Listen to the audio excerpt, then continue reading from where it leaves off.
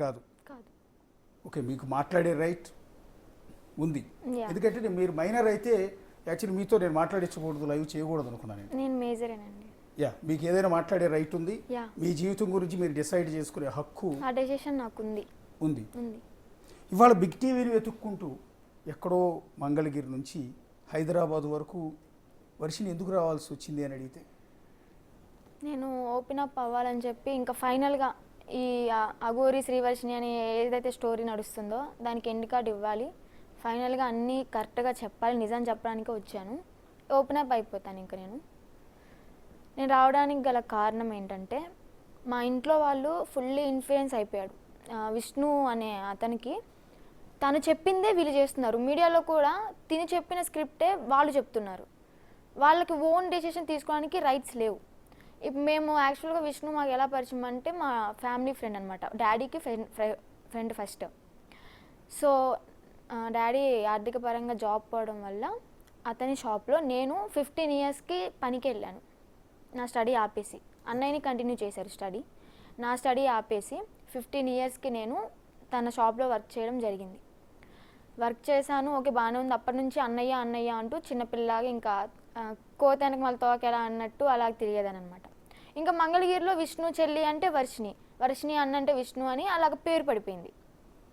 So ఇప్పుడు నేను రావడం వల్ల అతనికి వచ్చిన నష్టం ఏంటంటే కొంచెం మనీ లాస్ ప్రాబ్లం ఉంది. సో ఊర్లో పేరు ప్రాబ్లం ఉంది. నువ్వు పెంచావు కదా ఏంటి తను ఇలా ఇలా అని చెప్పని మాటలు వస్తాయి కదా, అవి తట్టుకోలేక నన్ను ఎలా అంటే అలా టార్చర్ చేసేసి వెనకమాల నుంచి పుషప్ చేసుకుంటూ వస్తున్నాడు. అది నాకు నచ్చలేదు, నాకు కరెక్ట్ అనిపించట్లేదు. ఎందుకంటే ఓకే పెంచారు, నన్ను బాగానే చూసుకున్నాను, నేను కాదనట్లేదు, మంచోడే. కానీ నా డెసిషన్ తీసుకునేటప్పుడు తను ఎందుకు అడ్డుపడుతున్నాడు? నా కాళ్ళ కిందే బతకాలి, నేను చెప్పిందే చేయాలి, నువ్వు నా చేతిలో చచ్చిపోవాలి, నిన్ను చంపితే నేనే చంపాలి అని తనకి ఎవరిచ్చారు ఆ రైట్స్?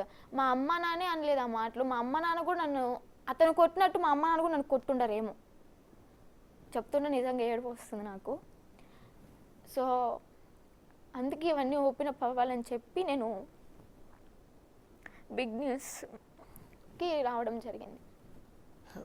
మీ బాధ మీ కళ్ళం నీళ్ళు తిరుగుతుంటే చూసే జనానికి మాకు కూడా నిజంగా బాధ కలుగుతుందమ్మా. అంటే ఎంత పెయిన్ ఉంటే ఒక ఆడపిల్ల ఈ రకంగా పబ్లిక్గా జనం ముందుకు వచ్చి ఒక వ్యక్తి నన్ను ఇలా కొడుతున్నాడు, ఇంత టార్చర్ పెడుతున్నాడు అని చెప్పుకునే పరిస్థితి వస్తున్నది ఊహించుకోగలం. పీరియడ్ టైంలో కూడా వదిలిపెట్టలేదండి. అఘోరి అమ్మ వచ్చినప్పుడు అప్పటికి పరిచయం అయిపోయింది, అంతా బాగానే ఉంది. మంగళగిరి టోల్గేట్ దగ్గరికి వచ్చినప్పుడు నాకు కాల్ చేసి నేను ఇక్కడే ఉన్నాను రా అంటే అప్పుడు మిడ్నైట్ 1 అయింది. బండేసుకుని నేను వెళ్ళానని చెప్పి నన్ను పీరియడ్ టైంలో ఉన్నాను చూడకుండా కడుపులో కాళ్ళతో ఎలా పడితే అలా కొట్టి ఈడ్చుకుంటూ జుట్టు పట్టుకుని ఈడ్చుకుంటూ రోడ్డు మీద ఎలా నేను చెప్పుకోలేను. ఇంకా అది మీరే అర్థం చేసుకోండి ఎలా కొట్టాడు అనేది. పీరియడ్ అంటేనే అమ్మాయికి ఒక నరకం. ఆ నరకంలో మళ్ళీ దెబ్బలు అంటే ఎంత టార్చరో మీకు అర్థమవుతుంది, చూసే ప్రతి ఆడపిల్లకి అర్థమవుతుంది. సో నేను అన్నాను ఒక క్వశ్చన్ వేసి అప్పుడు, అన్న నువ్వు హైదరాబాద్ నుంచి విజయవాడ వచ్చినప్పుడు 2కి 3కి మిడ్నైట్ నేను స్కూటీ వేసుకుని వచ్చి నేను పికప్ చేసుకునేదాన్ని. అప్పుడు లేని టెన్షన్ ఇప్పుడు ఎందుకు నీకు భయం కలిగింది అని చెప్పాను అన్నాను. అయితే నా కోసం వచ్చావు, ఈయన కోసం ఎందుకు వస్తావు? ఏదైనా అయితే ఏదైతే నువ్వు చచ్చిపోయావు అనుకో, నాకేం తెలుసు, నేను రమ్మన్నాను వచ్చింది, తను నేను బలవంతం ఏం చేయలేదు అని తన ఇష్టపూర్వకంగా వచ్చి చచ్చింది అంటే ఎవరు బాధ్యులు అని చెప్పాను. ఓకే ఒక రకంగా నాకు నిదానంగా చెప్తే మాటల్లో చెప్తే వింటాను కదా, కొట్టాల్సిన పని ఏంటి? మాట్లాడితే చెయ్యెత్తుతాడు. నేను విష్ణునే ఫోకస్ చేయాలని కాదు, జరిగిందే నిజం చెప్తున్నాను. కాళ్ళతో మిమ్మల్ని తన్నేవాడా? పీరియడ్ టైంలో ఉన్నప్పుడు పొట్టలో కాళ్ళతో గుద్ది కొట్టాడు. అసలు విష్ణుకి మీ ఫ్యామిలీకి ఎలాంటి బ్లడ్ రిలేషన్ లేదు కదా? లేదు. మీకు అసలు బంధువు కూడా కాదు, సేమ్ క్యాస్ట్ కాదు, బంధువు కాదు, ఎలాంటి రిలేషన్ లేదు. మరి మీ మీద ఏంటి రైట్? నాకు అది ఒక పెళ్ళిడికి వచ్చిన ఒక ఆడపిల్లని, ఒక బీటెక్ చదువుతున్న ఒక ఆడపిల్లని ఇంత దుర్మార్గంగా ఇంత కిరాతకంగా ఇప్పుడు అదే కదా మీ మీద అసలు వాళ్ళకి హక్కులు ఏంటి? అదేమంటే నేను పెంచాను నిన్ను అని చెప్పాను, గాజు బొమ్మలాగా నేను పెంచాను అని చెప్పాను.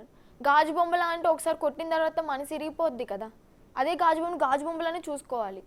తన ఇష్టాలు తనకి ఉంటాయి, ఇష్టాలు ఆడపిల్లన్నాక ఇష్టాలు లేకుండా ఏమి ఉండవు కదా. నా ఇష్టాన్ని తన ఇష్టంగా చూసుకున్నాడు కాబట్టి అక్కడ నాకు నచ్చలేదు. నేను ఇంకా అన్న ప్లీజ్ నన్ను వదిలేసే, నా బతుకు నేను బతుకుతాను, నేను ఆమెతో వెళ్ళిపోతాను అని చెప్పాను. అది దానికి నచ్చక కొట్టి చాలా హింసించాడు. అంటే ఇప్పుడు మీ నాన్న మీ నాన్న ఉన్నారమ్మా, ఉమ్. పాప ఆయన పేషెంట్ కూడా అనుకుంటాను. ఆయన ఎప్పుడన్నా కొట్టాడు మిమ్మల్ని? లేదండి, కోపం వచ్చినా కానీ తిడతాడేమో కానీ మళ్ళీ 5 నిమిషాలు అయితే వచ్చి మళ్ళీ గారాబం చేసేసి. ఏ తండ్రి కూడా అవును. ఇంకా తల్లి అన్నా చేయి చేసుకుంటుందేమో, ఎందుకంటే ఒకవేళ పిల్లలు తప్పు చేస్తే మందలించడానికి భయపెట్టడానికి కొంచెం దీనికోసం కొడుతుందేమో. తండ్రి ఎప్పుడు చేయి చేసుకోండి. నాకు కూడా ఒక ఆడపిల్ల ఉంది. అవును. తండ్రికి ఆడపిల్ల అంటే తల్లి మమకారం అంటే ఎక్కువ భయం, ఉంటుంది. ఆడపిల్లకి తల్లి అంటే భయం, తండ్రి అంటే ప్రేమ ఎక్కువ ప్రేమ ఎక్కువ, ప్లస్ గారాబం కూడా. అంటే నానేమనడు, నీకు అమ్మ ఇష్టమా నాన్న ఇష్టమా అని అడిగితే ఆడపిల్ల నానిష్టం నానిష్టం అనే చెప్తాను. ఎందుకంటే ఏ తండ్రి కూడా కొట్టడు. అలాంటిది అసలు మీకు ఫ్యామిలీతో సంబంధం లేని, అసలు నీ తండ్రి కూడా మీ మీద ఎప్పుడూ చేయి చేసుకోలేదు. అలాంటి వ్యక్తి నీ మీద ఈ రకంగా రైట్స్ తీసుకుని ఇంత దారుణంగా. మెయిన్ ఇక్కడ ఏంటంటే అండి, ఆయనకి ఫైనాన్షియల్గా కష్టమైనప్పుడు నాకు గోల్డ్ అంటే నేను కష్టపడి ఎప్పుడైతే 15 ఏళ్ళు ఆయన దగ్గర జాయిన్ అయ్యానో ఆ డబ్బు మొత్తం కూడబెట్టుకొని gold chain, rings, ear rings మొత్తం చేయించుకున్నాను. పేరెంట్స్ చేయించింది కూడా కాదు. అవి తాకట్టు పెట్టి వాళ్ళ అంటే డైవర్స్ అయినాయి అనమాట, వాళ్ళ వైఫ్కిను అతనికి. ఆ టైంలో మనీ కావాలి అంటే నా గోల్డ్ మొత్తం తాకట్టు పెట్టి ఇచ్చేసాను. తను కూడా మాకు హెల్ప్ చేశాడు, నాకు బట్టలు కొనియడం కానీ, చదువుకి ఫీజు కట్టడం కానీ అన్నీ బాగానే చేశాడు. కానీ మధ్యలో ఎక్కడ ఈయనకి చెడిపోయింది అంటే, లేడీ అగోరి ఎప్పుడైతే మా ఇంటికి వచ్చిందో అప్పుడు నాతో ఒక మాట అన్నాడు, తన దగ్గర డబ్బులు తీసుకొని మన అప్పులను తీరిపోయిన తర్వాత వదిలేద్దాము అని చెప్పని. అది నాకు కరెక్ట్ అనిపించలేదు. ఎందుకంటే తను నా దగ్గర జెన్యూన్గా ఉంది, ఈ మా ఇంట్లో ఉన్నన్నాళ్ళు జెన్యూన్గా ఉంది. తను ప్రతిదీ అఘోరీ దగ్గర ఉన్న డబ్బులన్నీ కాజేసి పంపించేద్దామని చెప్పి పంపించేద్దాం, తర్వాత వదిలేద్దాము, మాట్లాడొద్దు మనము అని చెప్పి, టచ్లో ఉండొద్దు అని చెప్పాడు. అప్పటికే నాకు ఆమె అంటే ఒక అభిప్రాయం వచ్చేసింది. ఎందుకంటే జెన్యూన్గా ఉంది, చాలా అంటే చాలా ట్రాన్స్పరెంట్గా ఉంది నా దగ్గర. సో అందుకు నాకు ఓకే అన్నాను అతని ముందు, కానీ తర్వాత నాకు చేయాలనిపించలే. డైరెక్ట్ అఘోరమ్మకే చెప్పాను నేను. ఇప్పుడు మొన్న మీ అమ్మ నాన్న ఇద్దరితో కూడా నేను లైవ్ చేశానమ్మా. ఓకే. ఇదే స్టూడియో నుంచి మిమ్మల్ని మంగళగిరిలో మీ ఇంట్లో కూర్చోబెట్టి మొదట వాళ్ళు అన్న మాట ఏంటంటే, విష్ణుని పంపించింది మేమే, మా అమ్మాయిని అవసరమైతే 2 దెబ్బలు వేసైనా సరే తీసుకురమ్మని చెప్పింది మేమే అని స్టార్టింగ్ మీ అమ్మ నాన్న అన్నారు. తర్వాత నేను చెప్పాను, నేను అడిగాను, అమ్మా అసలు ఆడపిల్ల చక్కగా ఉంది, బంగారు బొమ్మలా ఉంది మీ అమ్మాయి. అలాంటి అమ్మాయి, చదువుకునే అమ్మాయి ఒక అఘోరీతో పాటు వెళ్ళిపోయింది అంటే మీ ఇంట్లో ఏదో కొంత సఫర్ అవుతోంది, ఎవరి వల్ల ఒత్తిడి ఉంది. పెళ్లి చేసుకుని చక్కగా హ్యాపీగా ఉండాల్సిన అమ్మాయి అఘోరీతో పాటు వెళ్ళిపోవాలని డెసిషన్ తీసుకుందంటే దాని మూలం ఏదో ఉండుంటుంది. మీరు ఒక కన్న తల్లి కదా, ఏ రోజన్నా చక్కగా ఒళ్ళో పడుకోబెట్టుకుని కూతుర్ని అసలు ఏం జరిగిందో చెప్పమ్మా, ఎవరి వల్ల నీకు ఇబ్బంది ఉందని మీరు ఏమన్నా అడిగారా అంటే మీ అమ్మగారు అన్నమాట ఏంటంటే, ఇప్పటివరకు అడగలేదండి, నేను కూడా అందరిలాగానే మందలిస్తున్నాను, నా కూతురు కదా దారిలో పెట్టుకోవాలి అని. కానీ ఇప్పుడు మీరు అన్నాక నాకు అనిపిస్తోంది ఏదో జరిగి ఉంటుందని, నా బిడ్డను నేను అడిగి ఉండాల్సింది అని అంది ఆ రోజు. ఇంకోటి ఏంటంటే, నేను ఆ రోజు అడిగా, విష్ణు మీ అమ్మాయిని గుజరాత్ నుంచి తీసుకొస్తున్నప్పుడు ఒక వీడియో ప్లే చేశారు చీకట్లో. అక్కడ అమ్మాయి ఏడుస్తోంది నేను రాను అని.